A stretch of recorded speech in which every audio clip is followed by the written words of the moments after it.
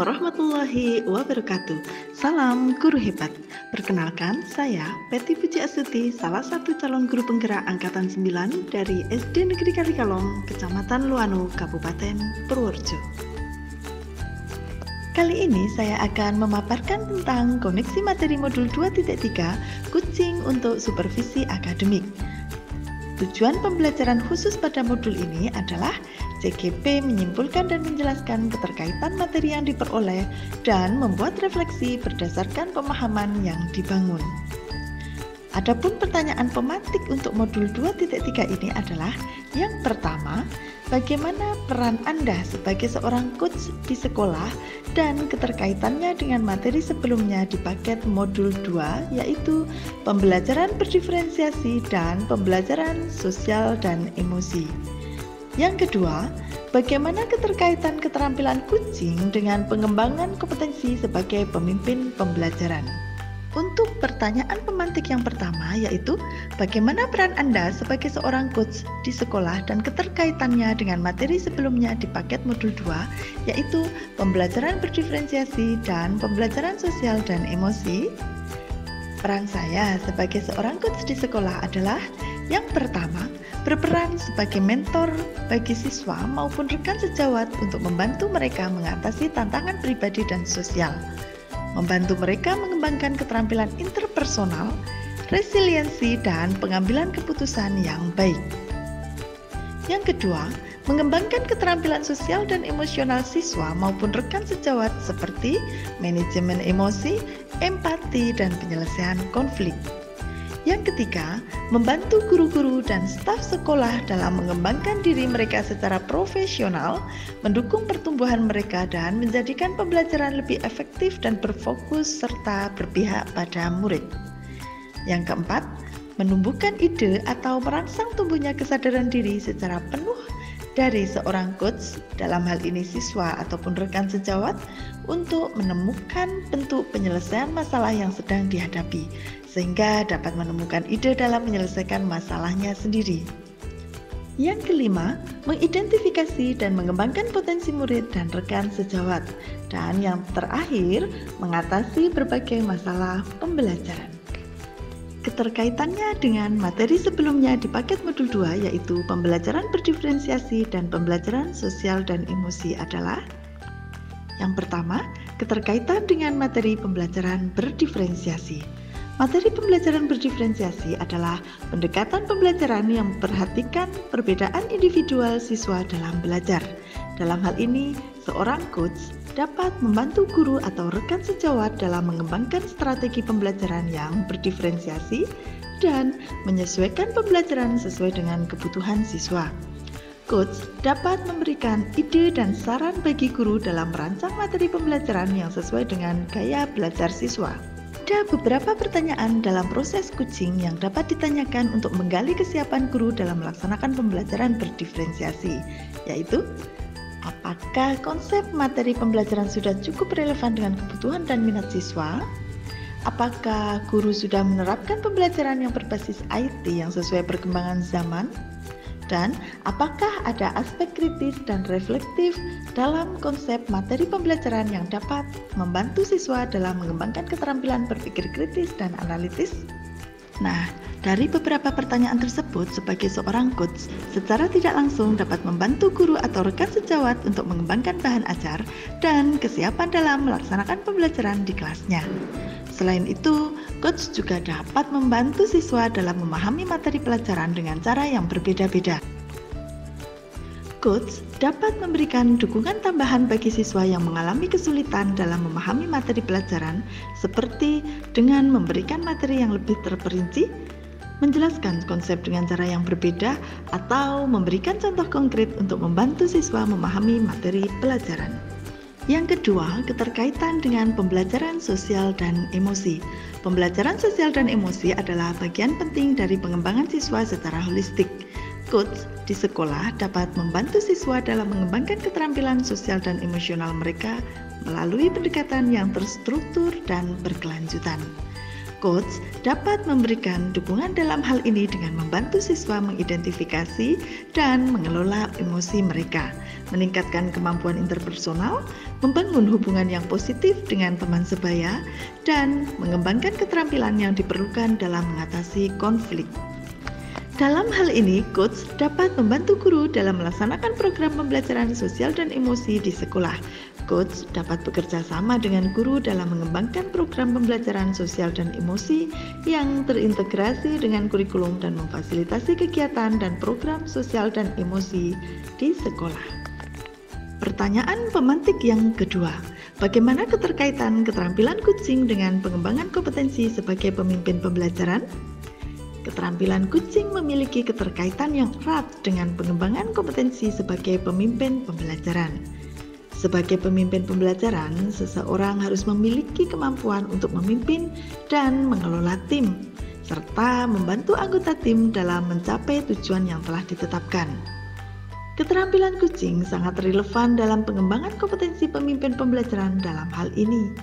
Berikut adalah beberapa keterkaitan keterampilan kucing dengan pengembangan kompetensi sebagai pemimpin pembelajaran.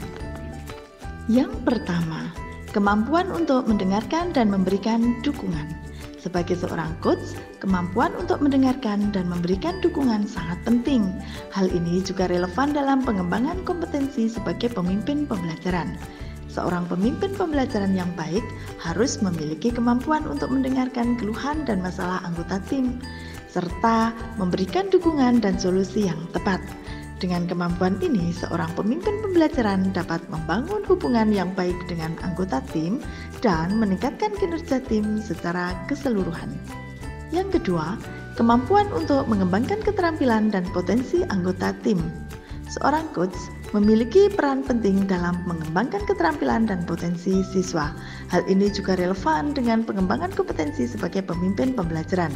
Seorang pemimpin pembelajaran harus mampu mengembangkan keterampilan dan potensi anggota tim, serta membantu mereka dalam mencapai tujuan yang telah ditetapkan. Dengan kemampuan ini, seorang pemimpin pembelajaran dapat menciptakan tim yang lebih efektif dan produktif. Yang ketiga, kemampuan untuk membangun hubungan dan meningkatkan kinerja tim. Seorang coach memiliki kemampuan untuk membangun hubungan yang baik dengan siswa dan membantu mereka dalam mencapai tujuan yang telah ditetapkan. Hal ini juga relevan dengan pengembangan kompetensi sebagai pemimpin pembelajaran.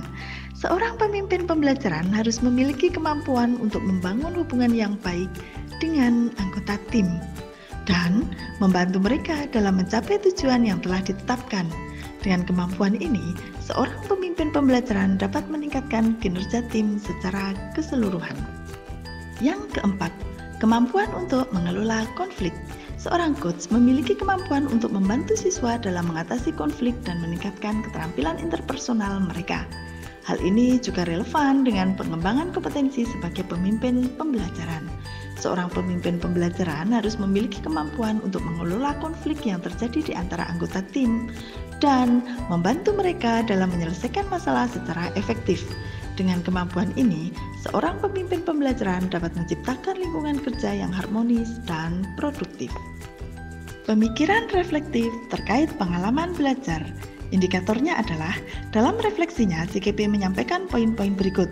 Yang pertama, pengalaman atau materi pembelajaran yang baru saja diperoleh. Yang kedua, emosi-emosi yang dirasakan terkait pengalaman belajar.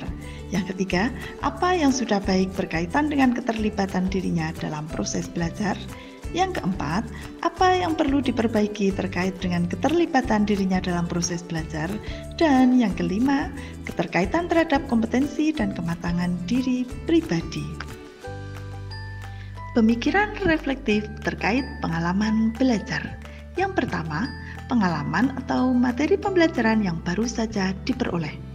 Saya sangat senang sekali dan mendapatkan suatu pengalaman baru dalam hal pengajaran, yaitu dilatih menjadi seorang coach di sekolah, berperan sebagai mentor dan fasilitator dalam membantu siswa dalam mencapai tujuan mereka, baik di dalam maupun di luar kelas.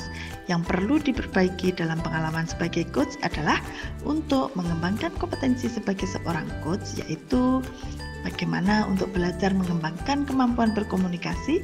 Salah satunya adalah memberikan pertanyaan berbobot kepada Kuci untuk membantu Kuci menemukan solusi permasalahan yang dihadapi. Yang kedua, emosi-emosi yang dirasakan terkait pengalaman belajar. Emosi yang saya rasakan adalah sangat termotivasi dan bertambah semangat untuk memperbaiki kualitas diri, terutama dalam pemahaman kucing. Merasa mendapatkan challenge untuk mengimplementasikan kucing terhadap rekan sejawat dan murid. Apa yang sudah baik berkaitan dengan keterlibatan dirinya dalam proses belajar? Yang sudah baik berkaitan dengan keterlibatan saya dalam proses belajar adalah adanya kolaborasi dan komunikasi antara Kuci dengan Kuci sehingga dapat menyampaikan permasalahan dan menemukan solusi sesuai dengan alur sehingga berjalan cukup lancar dan suasana lebih cair. Sudah sesuai dengan urutan tirta dan dalam kondisi present atau kehadiran penuh sebelum dan saat melakukan kucing. Yang keempat, apa yang perlu diperbaiki terkait dengan keterlibatan dirinya dalam proses belajar? Yang perlu diperbaiki terkait dengan keterlibatan saya dalam proses belajar adalah mengajukan pertanyaan berbobot. Yang kelima, keterkaitan terhadap kompetensi dan kematangan diri pribadi, yaitu menguatkan dan menambah potensi diri sebagai pendidik yang dapat sekaligus menjadi coach. Yang kompetensi ini dapat diterapkan secara kontekstual di sekolah atau di kelas. Analisis untuk implementasi dalam konteks CGP. Indikatornya adalah dalam refleksinya CGP menyampaikan analisis terkait topik dengan indikator sebagai berikut. Yang pertama, memunculkan pertanyaan kritis yang berhubungan dengan konsep materi dan menggalinya lebih jauh. Yang kedua, mengolah materi yang dipelajari dengan pemikiran pribadi sehingga tergali wawasan atau insight baru. Yang ketiga, menganalisis tantangan yang sesuai dengan konteks asal CGP, baik tingkat sekolah maupun daerah. Yang keempat, memunculkan alternatif solusi terhadap tantangan yang diidentifikasi. Yang pertama, memunculkan pertanyaan kritis yang berhubungan dengan konsep materi dan menggalinya lebih jauh. Seorang CGP tentunya disiapkan untuk menjadi seorang penggerak. Dari pembelajaran modul 2.3 terkait kucing untuk supervisi akademik, banyak sekali hal-hal yang dirasa penting, seperti bagaimana seorang supervisor dapat membantu orang yang disupervisi tanpa melakukan penilaian. Seperti apa sebaiknya supervisi dilakukan guna meningkatkan kualitas pengajar.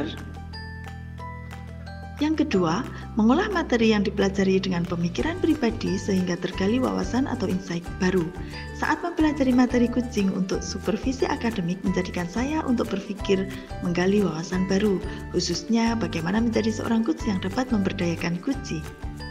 Tantangan yang saya rasa tergali untuk diri saya adalah membuat pertanyaan berbobot, menumbuhkan rasa peduli dan perhatian.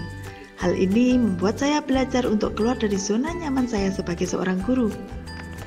Bagaimana ketika kucing menyampaikan masalah, maka saya sebagai seorang coach selalu dalam kondisi present atau kehadiran penuh dan tidak memberikan saran untuk masalah yang ia hadapi. Akan tetapi, saya harus berusaha menggali kucing untuk dapat menemukan solusi penyelesaian masalahnya dari pemikiran dan potensi diri yang dimiliki oleh kucing sendiri. Yang ketiga, menganalisis tantangan yang sesuai dengan konteks asal CGP, baik tingkat sekolah maupun daerah. Adapun tantangan yang saya hadapi, yaitu bagaimana cara untuk dapat membantu rekan sejawat saya dengan kucing tanpa mereka merasa saya melakukan kucing. Dari hal ini membuat saya berusaha menggali apa saja yang harus saya lakukan. Selain tantangan tersebut, yaitu bagaimana cara untuk dapat mengajak rekan guru melakukan kucing pada siswa atau rekannya di sekolah tanpa terkesan menggurui. Yang keempat, memunculkan alternatif solusi terhadap tantangan yang diidentifikasi. Alternatif solusi yang dapat saya lakukan untuk menghadapi tantangan tersebut adalah terus berlatih dan melakukan refleksi diri. Menjalin hubungan yang baik dan kemitraan menjadikan keluasan dalam kucing. Selain itu, dengan memberikan pengimbasan aksi nyata kucing yang saya lakukan dapat menjadi salah satu alternatif solusi. Segala perubahan memang membutuhkan keberanian dan proses dalam menjalaninya. Tentu dukungan semua pihak, terutama warga sekolah, sangat diperlukan dalam menyikapi tantangan yang ada. Membuat keterhubungan. Indikatornya adalah refleksi yang CGP buat memunculkan koneksi dari pembelajarannya dengan poin-poin berikut. Yang pertama, pengalaman masa lalu. Yang kedua, penerapan di masa mendatang.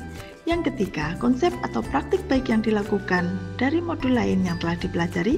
Dan yang keempat, informasi yang didapat dari orang atau sumber lain di luar bahan ajar PGP. Pengalaman masa lalu. Menelisik kembali pada kejadian di masa lalu, maka perlu adanya perubahan dalam kegiatan supervisi.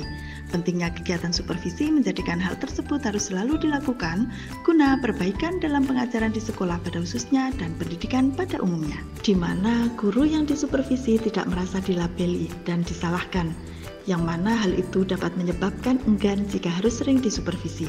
Tetapi dengan menjalin hubungan kemitraan dan rasa nyaman membuat proses coaching untuk supervisi menjadi hal baik untuk dapat dilakukan. Penerapan di masa mendatang.